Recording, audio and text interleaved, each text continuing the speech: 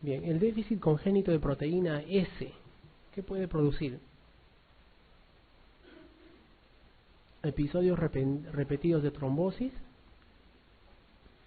afibrinogenemia, o sea, falta de fibrinógeno, crisis hemolíticas de repetición, hemorragias frecuentes en las articulaciones. No, esto de acá, ¿de qué es la marca? Esto es más común en hemofilias, ¿no?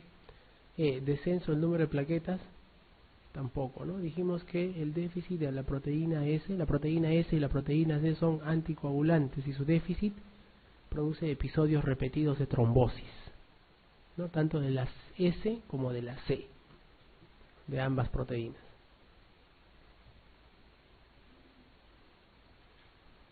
Muy bien. El déficit de proteína C y S, como dice aquí, causa cuadros de trombosis venosas de grandes vasos y tromboflebitis superficiales, de episodios recurrentes, ¿no? Como decía en la pregunta. Y hay un marcado riesgo de necrosis de la piel. ¿Cuándo? Cuando se administra junto con warfarina, con cumarínicos. Entonces hay un riesgo de necrosis cutánea. ¿Por qué? ¿Por qué habrá riesgo de necrosis cutánea? Miren que causa trombos.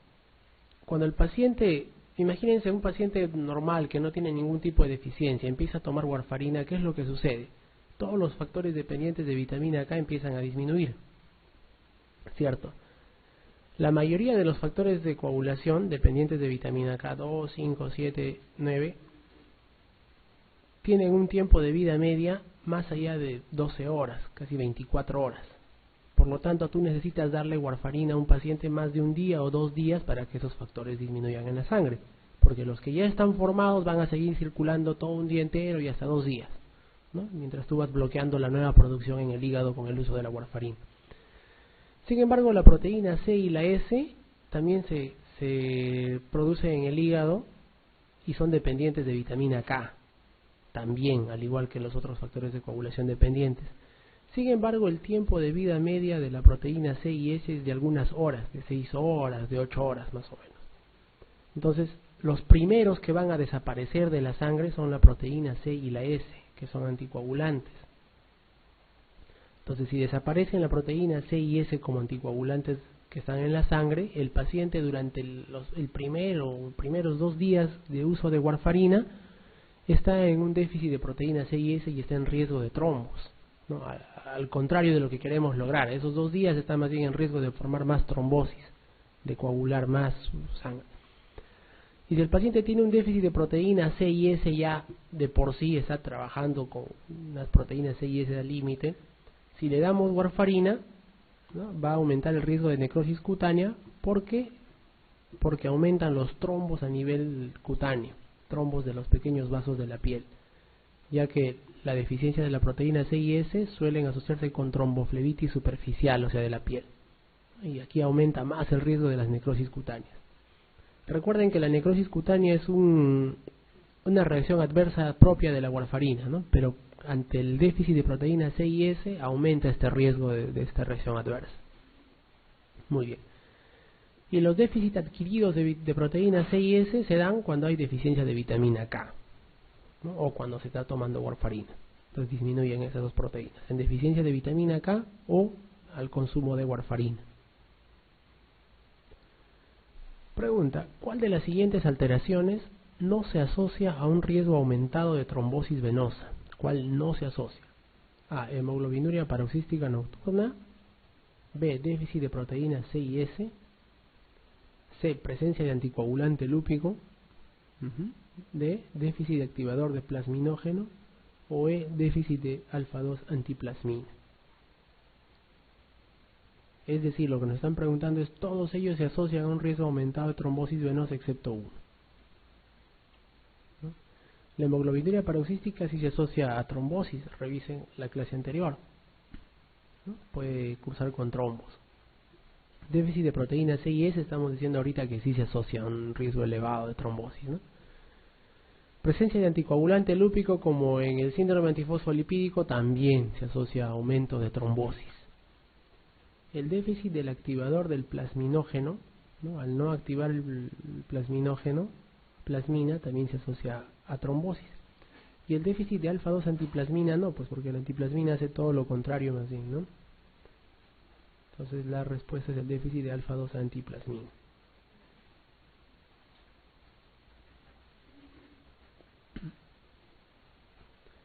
(27) La ausencia de cuál de los siguientes factores de la coagulación puede ser responsable de trombofilia hereditaria.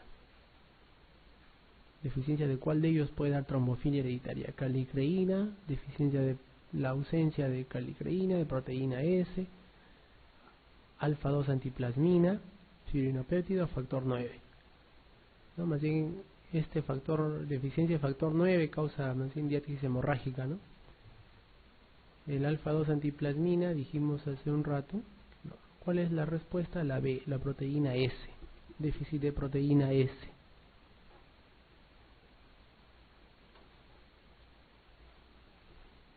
(28) ¿Qué sospecharía usted si un paciente de 25 años que va a ser dado de alta con dicumarínicos, o sea con warfarina, por un cuadro de trombosis venosa, desarrolla una necrosis cutánea hemorrágica en abdomen y extremidades? Se le han dado warfarina y desarrolla necrosis cutánea. ¿Qué enfermedad sospechan? Déficit de proteína C o S, ¿no? Entonces, acá lo que tenemos es el déficit de proteína C, la D.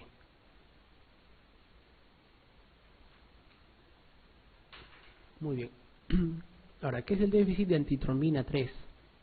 Esta es la trombofilia más severa, dice que hay. La mayoría de episodios ocurren antes de los 25 años. Episodios de trombos, episodios de coágulos. ¿Se puede producir de forma adquirida? Claro, con el uso de heparina, ¿no? Y la falla hepática. Déficit de antitrombina 3 disminuye la antitrombina 3. Suele cursar con gran resistencia a la heparina si es que hay déficit. ¿Por qué? Porque la heparina suele actuar en la antitrombina 3, ¿no? A nivel de la antitrombina 3. Si no hay antitrombina 3, hay propensión a la trombosis y por lo tanto hay resistencia a la heparina. Yo le doy heparina, no tiene la heparina dónde actuar, el paciente se sigue trombosando. Los cuadros de trombosis recurren a pesar de un adecuado uso de heparina, dice, cuando hay déficit de antitrombina 3. No está presente en este caso el lugar donde actúa la heparina. Pregunta 29. ¿El defecto genético más frecuentemente asociado a cuadros de trombosis venosa cuál es? El más frecuentemente asociado.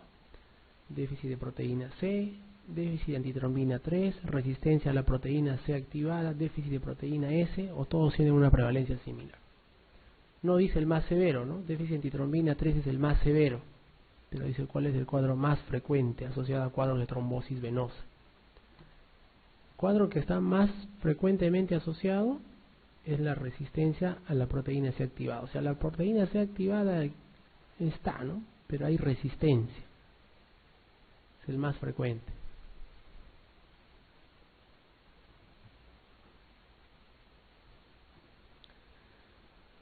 ¿Qué sospecharía en un paciente de 35 años joven con historia familiar positiva de episodios trombóticos? Miren, la historia familiar de episodios trombóticos, que ingresa por trombosis venosa profunda y resistencia a la acción de la anticoagulación por heparina. Hasta acá que sospechamos déficit de antitrombina 3, ¿no?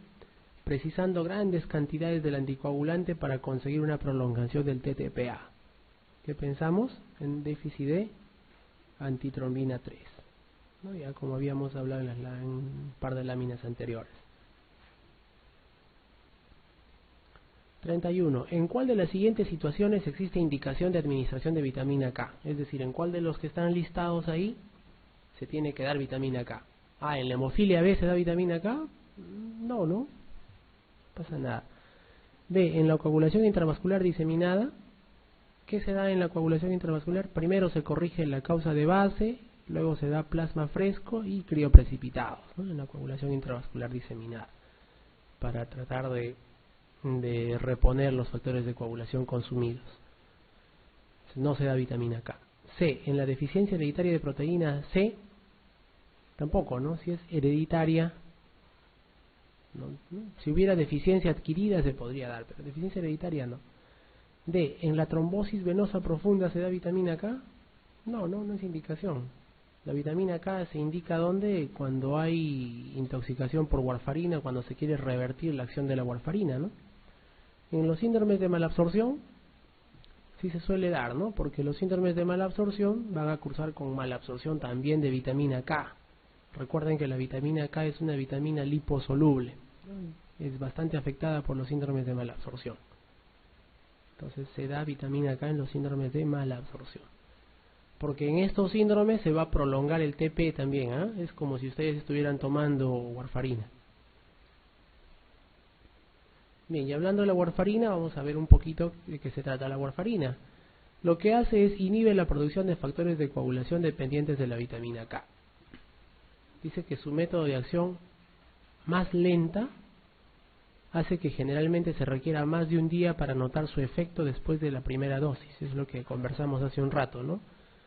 Es lenta porque los factores de coagulación ya producidos todavía van a estar circulando, y lo que hace la warfarina, lo único que hace es evita la síntesis de más factores de coagulación. Y la warfarina se deriva de una micotoxina anticoagulante natural llamada dicumarol, por eso que se llaman dicumarínicos de esta familia, ¿no?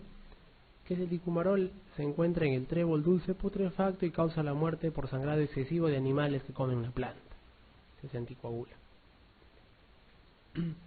La warfarina, aparte de usarla en forma de tabletas de warfarina como anticoagulación, en nuestro medio, ¿dónde más encontramos warfarina? En algunos venenos para ratas, ¿no? O sea, aparte de ponerles carbamato, les ponen warfarina. Son doble golpe, ¿no? Si la rata no muere por el carbamato, muere desangrada después. Entonces hay que tener en cuenta eso, ¿ya? Claro, la cantidad de warfarina no es tan grande, o sea, si un paciente consume un raticida no hay necesidad de que se muera por sangrados, pero hay que tenerlo en cuenta.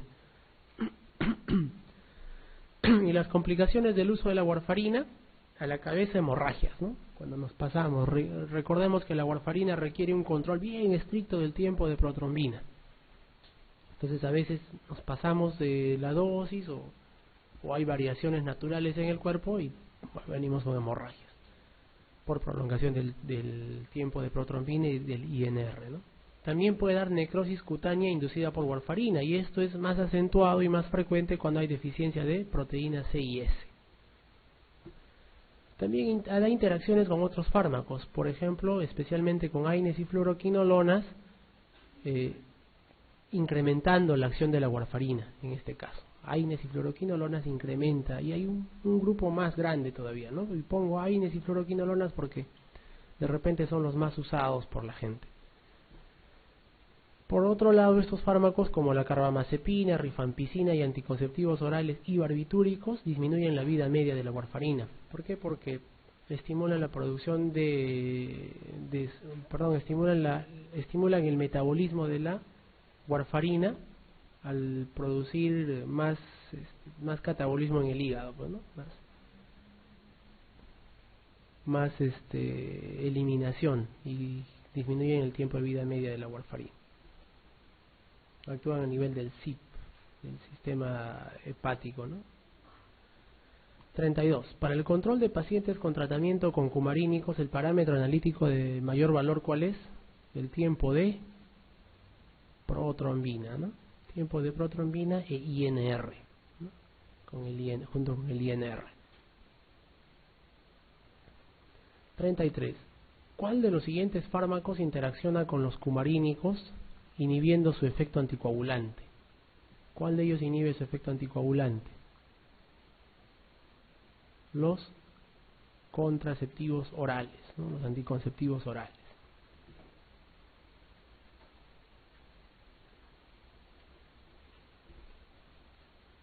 Muy bien, vamos a hablar un poquito de hemoterapia, ¿ya? Muy bien, la medicina transfusional. ¿Cómo se obtiene la sangre? Bien, al donante se le extraen, además de la unidad de sangre, dice, pequeñas muestras. ¿Para qué? Para análisis, ¿no? La bolsa de sangre ingresa al proceso de fraccionamiento. El fraccionamiento por aféresis separan los glóbulos rojos, plaquetas para un lado, plasma para el otro, y así vamos consiguiendo todos los componentes que tenemos en los bancos de sangre. Y los tubos que se obtiene de la sangre del paciente van a un proceso de calificación biológica. Luego se realizan estudios inmunoserológicos. Muy bien. En dos tipos de laboratorios se estudia la sangre del donante. En el laboratorio de inmunohematología se clasifica el grupo y factor sanguíneo y se investigan anticuerpos irregulares. O sea, se ve de qué tipo de grupo y factores y se investigan este grupo de anticuerpos. ¿Qué son esos anticuerpos irregulares? Los anticuerpos irregulares son anticuerpos contra, anticuerpos que pueden causar hemólisis o reacciones adversas, pero que no están clasificados dentro del sistema ABO ni RH, sino son dentro del sistema Duffy, Diego. Hay otros sistemas de proteínas mucho más escasas y más pequeñas contra los cuales pueden reaccionar esos anticuerpos si están muy incrementados. Entonces aquí se investiga anticuerpos irregulares, ¿no? Y en el laboratorio de inmunoserología, en cambio, se realizan pruebas para detección de infecciones transmisibles por transfusión. ¿Cuáles son obligatorias? La hepatitis B, la hepatitis C, el VIH-Sida, Chagas, sífilis, HTLV y brucelosis. Muy bien, pregunta. Una de las siguientes determinaciones no es obligatoria en las donaciones de sangre. A. Escrutinio de anticuerpos irregulares, sí se hace, ¿no? Para evitar las reacciones post-transfusionales. Serología citomegalovirus, ¿se hace o no? No. C. Serología hepatitis B y hepatitis C, siempre, ¿no? Serología VIH también siempre. Y serología LUES, o sea, sífilis, también. Lo que no se hace de manera obligatoria es la serología citomegalovirus.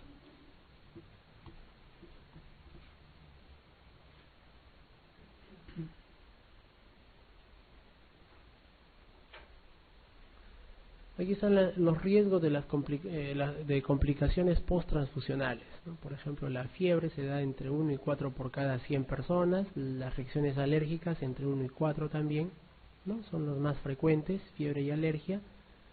Las hemólisis demoradas o tardías, 1 en 1000, vamos a ver en un momento de qué se trata esto. El TRALI son las siglas de injuria pulmonar aguda relacionada a la transfusión, ¿no? Está en inglés, es más o menos Transfusion Related Acute Lung Injury, o sea, injuria pulmonar aguda relacionada a las transfusiones. Es un poco más rara, 1 en 5000. En este TRALI, el paciente después de la transfusión, horas después de la transfusión, empieza a desarrollar falla respiratoria, le tomas una placa de tórax y están los dos pulmones medio velados. Se parece bastante a un edema agudo de pulmón. Hay que diferenciarlo con el edema agudo de pulmón. Hemólisis aguda, 1 en 12.000, cada vez menos frecuente, y hemólisis fatal mucho menos frecuente. Anafilaxia menos frecuente, ¿no? O sea, la anafilaxia no es frecuente, lo que es frecuente es la alergia, o sea, las ronchillitas, ¿no? Las ronchillitas, el prurito, pero no la anafilaxia. Y el riesgo de infecciones hoy en día es mucho menos frecuente, sin embargo, de las infecciones que todavía se transmiten, la hepatitis B es la más frecuentemente transmitida, ¿no? 1 en 220.000 transfusiones más o menos, y la hepatitis C mucho menos todavía, ¿no? Es más frecuente que un paciente politransfundido presente hepatitis B. HIV más lejos y HTLV1 y 2 mucho más lejos, ¿no? Hay que recordar, sin embargo, que estas enfermedades tienen un tiempo de ventana. O sea, si hoy día uno de nosotros se infecta con cualquiera de estas enfermedades, la serología no da positiva rápidamente, sino que tarda varios meses dependiendo de la enfermedad. En el caso del VIH hasta 3 meses, 6 meses, ¿no? Y es por eso que todavía hay algunas infecciones, pues porque hay ese tiempo, ese periodo de ventana de latencia en la cual es un poco difícil encontrar la infección. Otras complicaciones como alosensibilización, ¿no? Alosensibilización y alosensibilización HLA también, ¿no? Que es lo que nosotros tratábamos de evitar cuando estamos pensando en un trasplante. Y lo que es más raro todavía es la enfermedad injerto contra huésped, en la cual por ejemplo, los linfocitos que son transfundidos dentro de los productos que recibimos nos reconocen a nosotros como extraños y nos atacan. O sea, el linfocito del otro viene y nos ataca encima, no encima que lo transfunde. Más o menos eso es la enfermedad injerto contra huésped. también esta enfermedad de injerto contra huésped se puede dar en los trasplantes de médula ósea por la misma razón. Muy bien, aquí están las características de los componentes, ¿no? Acá están las plaquetas, las células rojas, el plasma y los crioprecipitados. Entonces, ¿cuál es la respuesta clínica? El paquete globular incrementa la hemoglobina.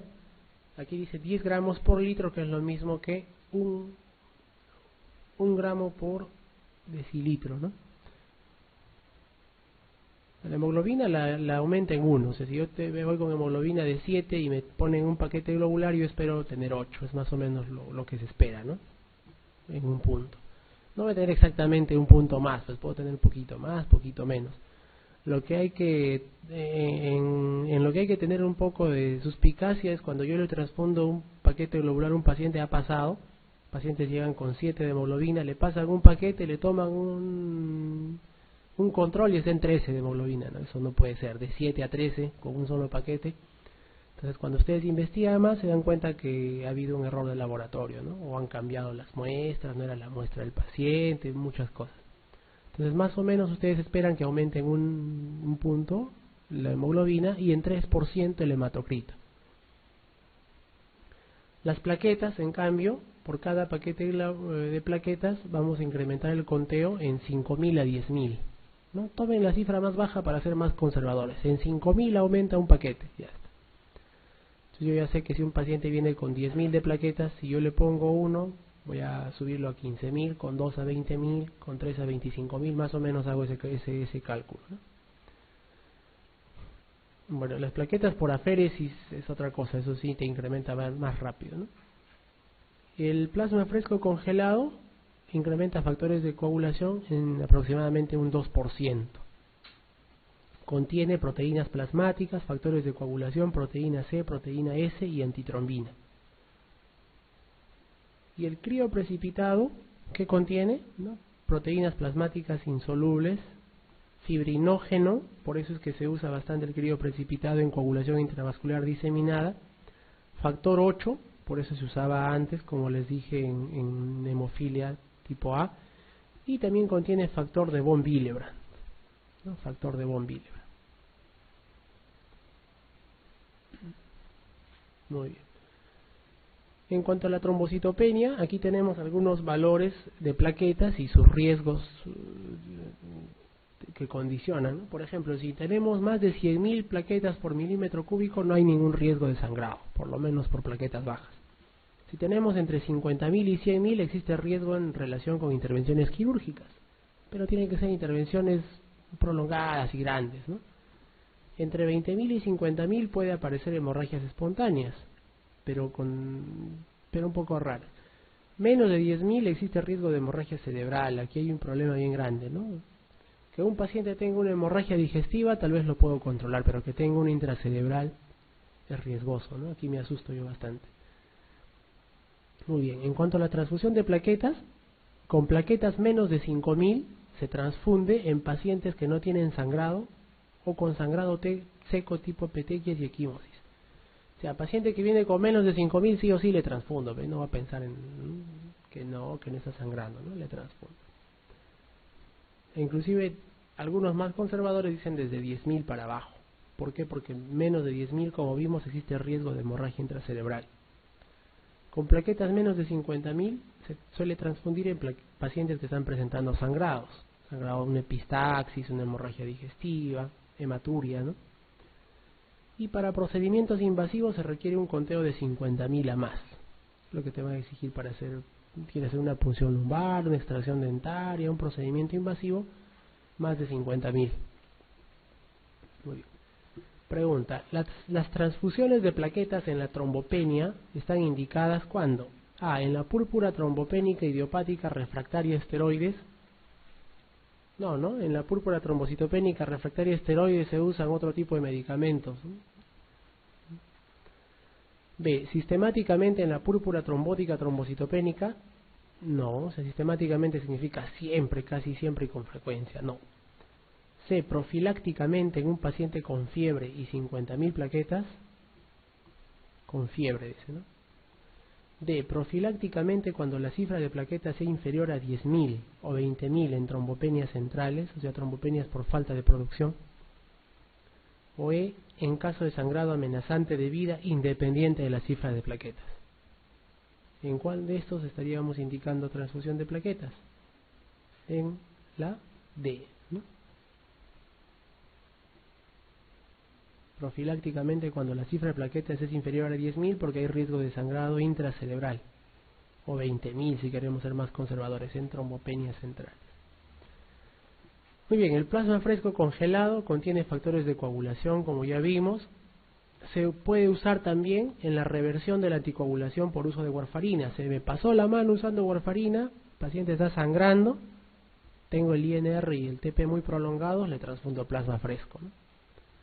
También cuando se están transfundiendo grandes cantidades de paquetes globulares, o sea, paciente politransfundido, ¿no? ¿Por qué? Lo que dijimos la otra vez, el paciente politransfundido recibe bastantes paquetes globulares, pero en esos paquetes globulares hay bastante citrato, que es un anticoagulante, que se usa para evitar que se coagule pues, la sangre dentro de las bolsas.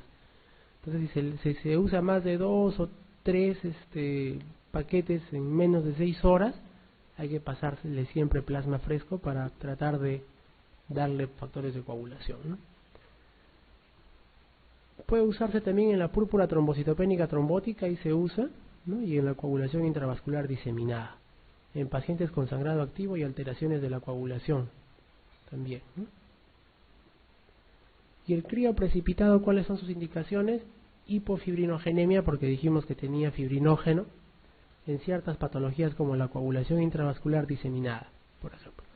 También puede ser usada en casos de deficiencia del factor 8 o el factor de von Willebrand también, ¿no? En caso de deficiencia del factor de von Willebrand. Dosis usualmente 10 unidades de crío precipitado, cada unidad contiene 250 miligramos de fibrinógeno.